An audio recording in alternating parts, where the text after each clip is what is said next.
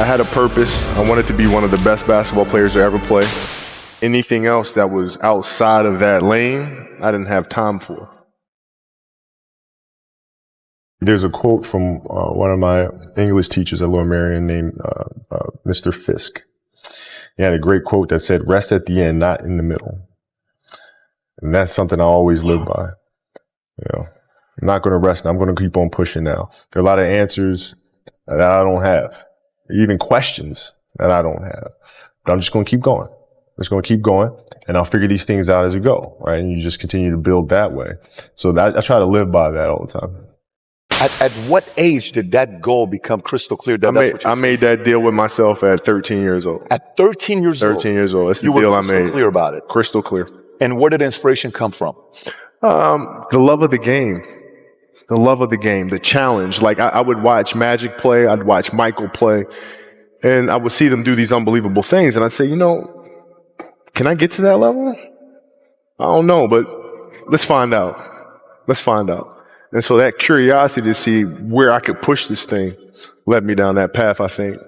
I had a summer where I played basketball when I was like 10 or 11 years old, and here I come playing, and I don't score 1 point the entire summer. Not a free throw, nothing, not a lucky shot, not a breakaway layup, 0 points. And I remember crying about it and being upset about it. And my father just gave me a hug and said, "Listen, whether you score 0 or score 60, I'm going to love you no matter what."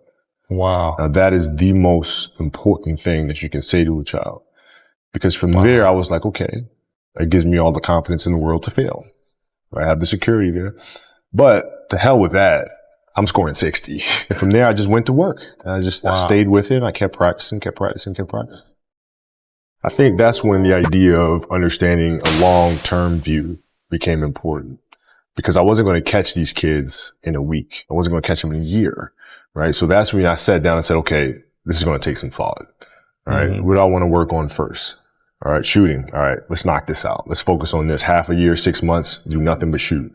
Right. After that, all right, creating your own shot. And then you focus. So I started creating a menu of things. When I came back the next summer, I was a little bit better. I scored. Yeah. It wasn't much, right, but I scored. And this is 12, 13. 12, 13. And then 14 came around, back half of 13, 14 years old. And then I was just killing everyone. And it happened in 2 years. And I wasn't expecting it to happen in 2 years, but it did, because what I had to do was work on the basics and the fundamentals. Well, they relied on their athleticism and their natural ability. And because I stick to the fundamentals, it just caught up to them. And then my body, my knees stopped hurting. I grew into my frame, and then it was game over. Wow. Were you always competitive from the day you were born? You were super competitive?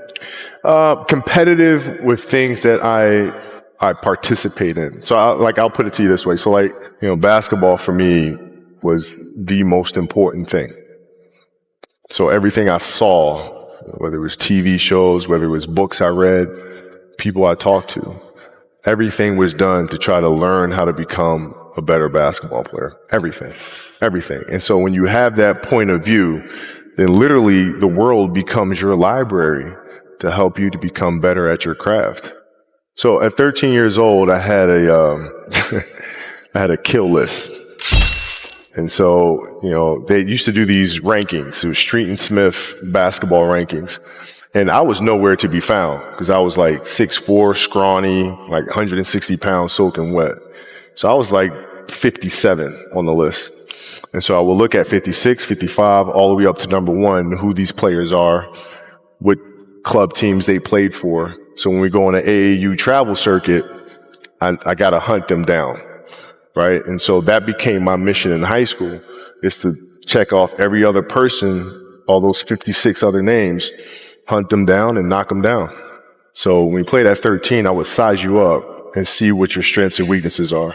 How do you approach the game? Are you silly about it? Are you goofy about it? Are you good at it just because you're bigger and stronger than everybody else? Right. Or is there actually thought and skill that you put into it? Right. And when I'd play to my weaknesses. I always work on the things during those games that I was weak at. Left hand, pull up jump shot, post game. Right. So I have a strategy. What was really your work ethic like, and for how long did you stay disciplined?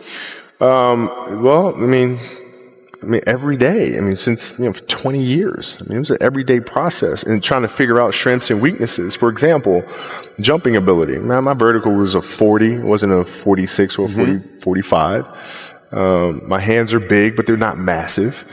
Right? So you got to figure out ways to strengthen them so your hands are strong enough to be able to palm a ball and do the things that you need to do.